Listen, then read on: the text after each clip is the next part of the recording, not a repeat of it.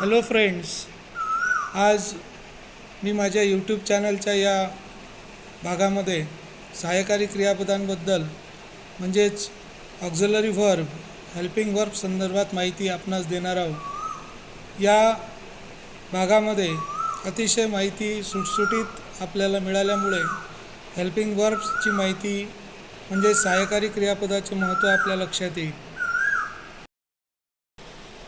Friends, helping verbs in English is very important topic for everyone.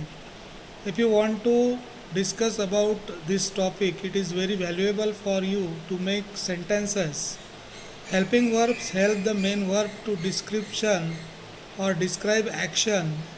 That action happened in the past or is happening in the present or will happen in the future. या ठिकाणी मित्रहो, सहाय्यकारी क्रियापदाचे काही भाग म्हणजेच काही to बीचे रूपं दिलेली आहेत, ते म्हणजे ॲम, इज, आर आणि वॉज, वेअर. तसेच काही सहाय्यकारी क्रियापद यामध्ये ॲड केलेली आहेत. टू हॅवची काही रूपं आहेत, ती म्हणजे हॅव, हॅज, हॅड. त्याचबरोबर काही टू डूचे रूपं आलेली आहेत, do, does, did.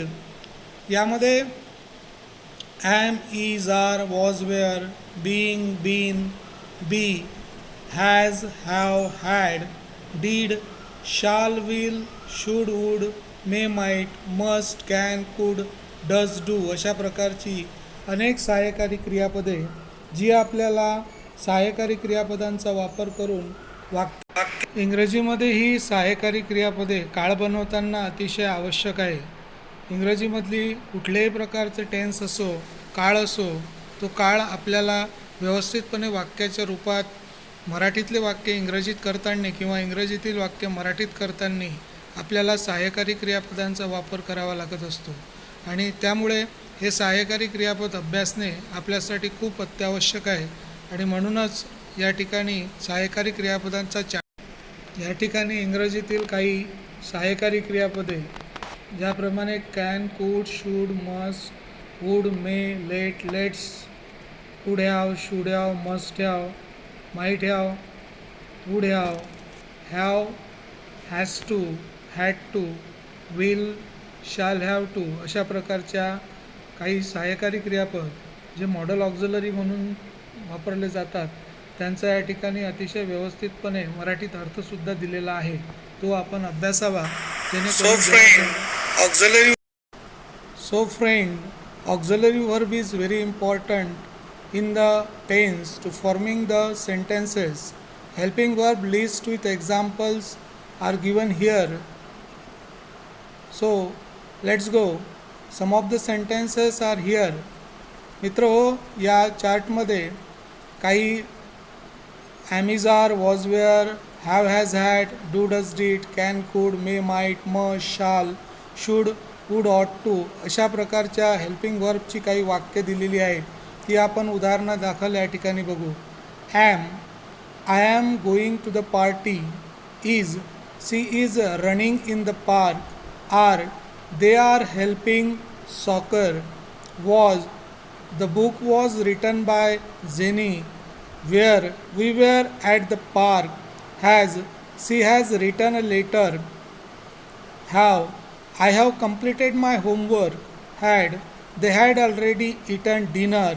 Do, I do my homework every day.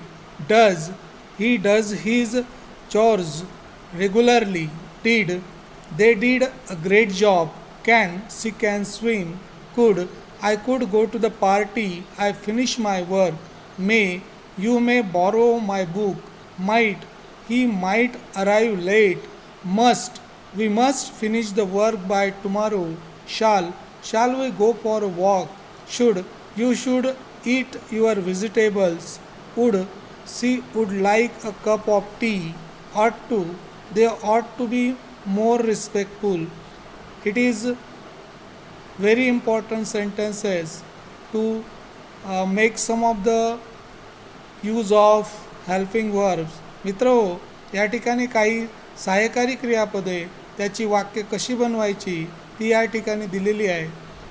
या ठिकाणी am, is, are, was, were सारख्या सहाय्यकारी क्रियापदांचा वाक्यामध्ये वापर कसा होतो हे या चार्टच्या माध्यमातून आपल्या लक्षात येईल.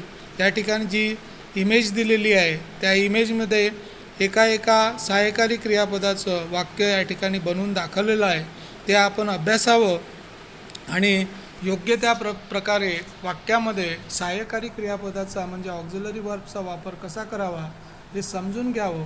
कारण सहाय्यकारी क्रियापद म्हणजेच हेल्पिंग वर्ब शिवाय कुठलंच वाक्य तयार होऊ शकत नाही.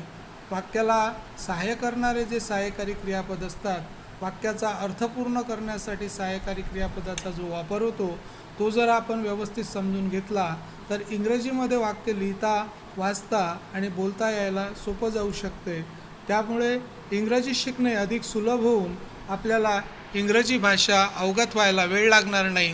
म्हणून सहाय्यकारी क्रियापदाचा वापर कसा करावा, सहाय्यकारी क्रियापदाचा वापर करताना कुठल्या प्रकारची वाक्य आपल्याला करता येईल ते या ठिकाणी मी तुम्हाला thank you for watching this video.